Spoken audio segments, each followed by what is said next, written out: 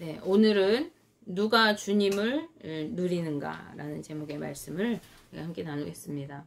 네, 우리는 성탄절을 보내고 있습니다. 우리를 구원하시고 하나님의 형상대로 회복시키셔서 거룩한 하나님의 백성으로 세우시기 위해서 예수님이 이 땅에 오셨습니다. 이제 그분의 오심으로 인해서 이제 누구에게나 이 구원과 은혜의 기회가 열리게 되었던 것입니다. 예수님이 이 땅에 오시는 순간부터 이미 시작된 하나님의 나라의 문이 우리 앞에 활짝 열리게 된 것입니다. 그래서 이제 누구든지 이 문으로 들어가기만 하면 하나님의 긍휼을 입을 수가 있습니다. 이것이 우리가 주님이 이 땅에 오신 이날을, 즉 그분의 탄생을 기뻐하는 이유입니다. 구약 시대에는요, 제사장들만 하나님 앞에 나아갈 수가 있었습니다. 그러나 이제는 예수 그리스도를 통해서 그리스도를 구주로 믿는 사람은 누구라도 하나님 앞에 나아가서 그분을 아버지라고 부르면서 예배할 수가 있게 된 것입니다. 누구도 차별이 없이 모두가 동등하게 자격을 얻게 된 것입니다. 그 예표로서 성경은 예수님의 나심을 경배하기 위해서 그곳에 나아갔던 사람들을 예로 들면서 이방인인 동방박사들과 가장 낮고 천한 직업을 가지고 있었던 목자들을 등장시키고 있습니다. 그리고 무엇보다도 예수님 자신도 비록 그가 다윗 왕의 혈통에서 나긴 했지만, 그 집안이 다윗의 후손이기는 했지만 번듯하지 못한 목수의 집안의 아들로 태어나게 되었어요. 그것도 가장 낮고 천한 마구간에서 말 구유에 누인 채 이렇게 탄생의 그 역사를 시작하게 된 것입니다. 그런데 예수님의 그 탄생을, 예수님을 누릴 기회는 누구에게나 주어지지만요, 정작 누릴 수 있는 사람들도 있고, 그렇다면 누릴 수 없는 사람들도 있다는 것을 성경을 통해서 우리는 발견할 수가 있습니다. 먼저 오늘 본문에서 천사들의 찬송 소리를 한번 들어보시기 바랍니다. 우리가 읽었지만 누가복음 2장 14절 말씀에 지극히 높은 곳에서는 하나님께 영광이요 땅에서는 하나님이 기뻐하신 사람들 중에 평화로다 하니라 라고 말씀합니다. 예수님의 탄생, 예수님의 나심이 지극히 높은 곳, 즉 하늘에서는 하나님께 영광이 된다고 말씀하고 있어요. 문제는 그 다음 구절인데요. 땅에서는 하나님이 기뻐하신 사람들 중에 평화라고 말씀합니다. 모든 땅에, 온 땅에 평화가 임하는 것이 아니라 하나님이 기뻐하신 사람들 중에 평화가 임한다는 거예요. 한글 개역 성경 말씀은요, 기뻐하신 사람들 중에 라는 이 구절을 기뻐하심을 입은 사람들 중에 라고 번역하였습니다. 따라서 이 말은 예수 그리스도의 나심은, 즉 예수 그리스도는 모든 사람에게가 아니라 하나님께 기뻐하심을 입은 사람들 중에 하나님의 은혜를 입은 사람들 가운데 평화를 가져다 준다는 조건절이 붙는 것입니다. 그런가 하면 예수라는 이름의 뜻 또한 그가 온 인류를 구원할 자라고 설명하고 있지 않고 자기 백성을 구원할 자라고 이렇게 설명하는 것을 볼 수가 있어요. 마태복음 1장 21절 말씀입니다. 우리가 계속 그동안 설교하면서 읽어왔는데, 아들을 낳으리니 이름을 예수라 하라. 이는 그가 자기 백성을 그들의 죄에서 구원할 자이심이라 하니라 라고 말씀합니다. 모두를 구원하는 것이 아니라 자기 백성을 그들의 죄에서 구원한다 라고 말씀하세요. 이 말씀은 무슨 의미입니까? 구원받을 자기 백성이 있다는 이야기입니다. 그리고 동시에 자기 백성이 아닌 다른 백성, 다른 사람들도 있다는 이야기가 되기도 하는 것이죠. 그렇다면 누가 예수님의 백성입니까? 누가 예수 그리스도로 인하여 구원을 받게 되는 것입니까? 그것은 주님을 영접하는 사람들, 즉 예수 그리스도를 나의 구주로 믿고 그분께 나아가는 사람들이 구원을 받은 예수님의 백성, 하나님의 백성인 것입니다. 물론 예수님께서는요, 당연히 온 인류를 구원하시기 위해 이 땅에 오셨어요. 그래서 누구라도 예수 그리스도를 믿기만 하면 구원받을 수가 있습니다. 그렇지만 세상에 살아가는 모든 사람들이 그분을 영접한 것이 아니라 그분을 영접하지 않은 사람들도 있었어요. 오히려 예수님을 배척하고 대적하고 죽일 기회를 엿보고 결국은 십자가에 못 박아 죽게 하였던 것이죠. 그러므로 요한은 예수님을 소개하면서 이렇게 말씀하고 있습니다. 요한복음 1장 11절 12절 말씀에 자기 땅에 오매 자기 백성이 영접하지 아니하였으나 영접하는 자 곧 그 이름을 믿는 자들에게는 하나님의 자녀가 되는 권세를 주셨으니 아멘. 만물의 모든 창조주이신 예수님께서 이제 이 땅에 오셨어요. 자신이 창조하신 이 땅에 오셨지만 백성들이 영접하지 않았다고 말씀하고 있어요. 그러나 그 가운데에서 그분을 영접하는 자, 즉 그 이름을 믿는 자들은 그가 누구든지 간에, 그가 어떠한 형편에 있는 사람이든지 간에 하나님의 자녀가 되는 권세를 주시고 구원하셔서 그분의 백성을 삼으신다는 거예요. 다시 말씀드리면 예수 그리스도가 나를 구원할 구원자이심을 믿는 사람들, 믿고 구원받은 사람들이 예수님께 속한 예수님의 백성, 즉 하나님 나라 백성이라는 말씀입니다.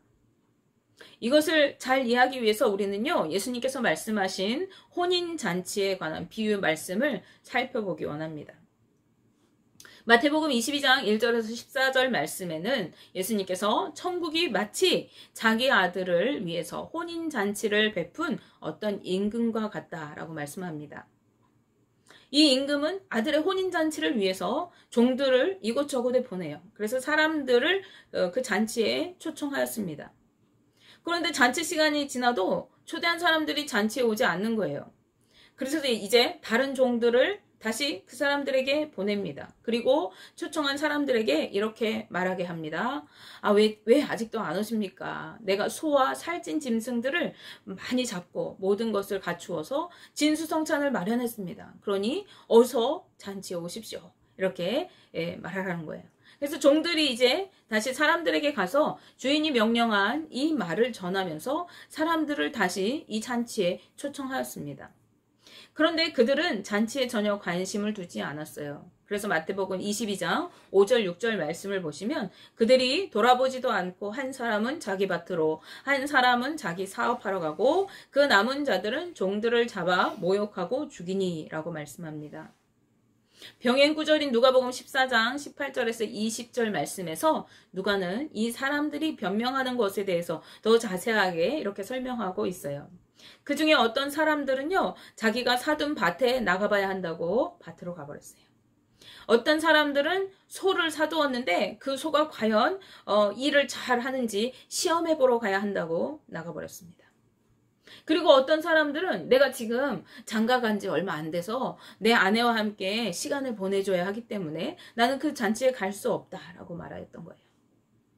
그리고 이도저도 핑계거리가 없는 사람들은 잔치에 초청하러 온 종들을 잡아서 모욕하고 죽이기까지 했던 것입니다.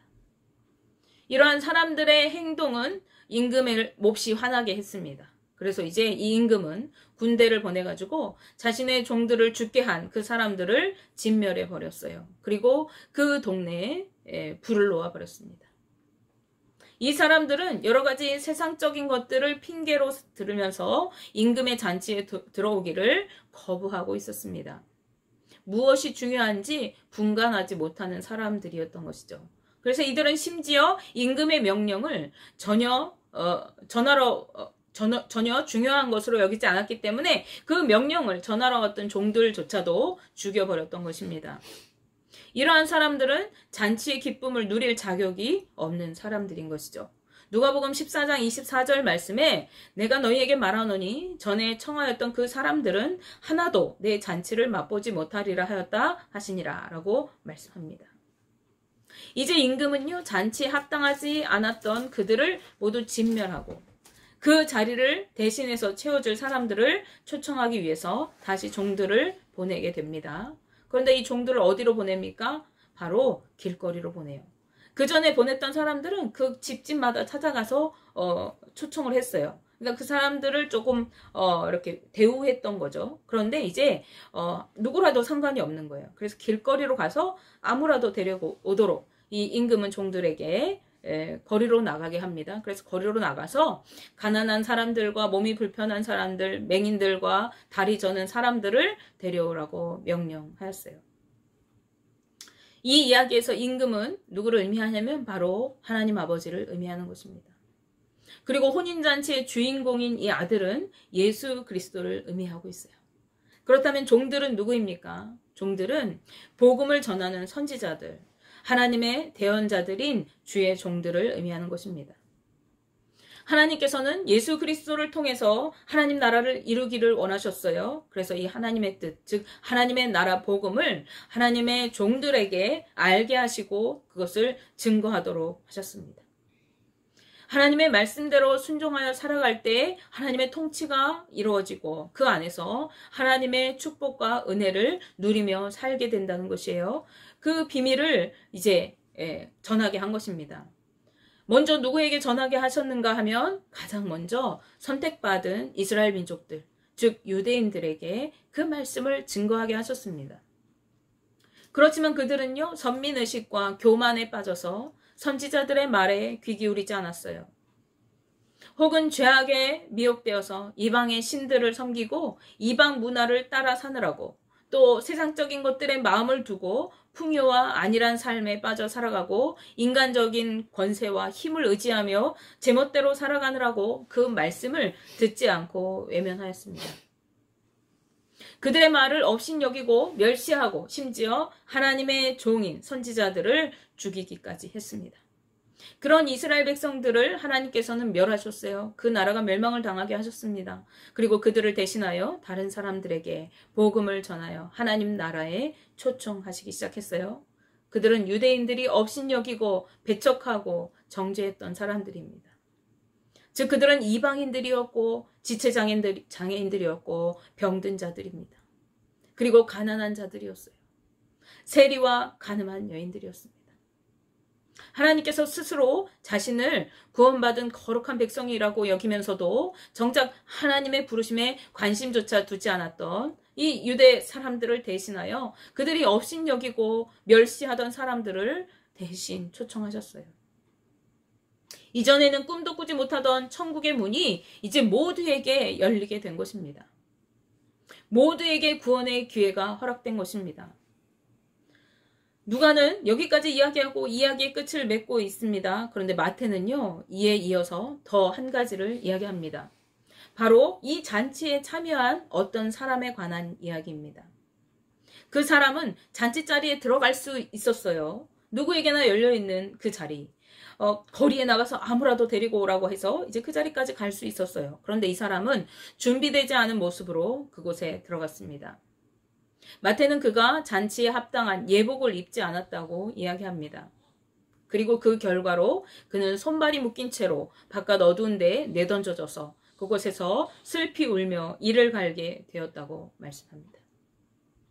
천국 문 앞까지 갔지만은 그곳에서 쫓겨나게 된 거예요.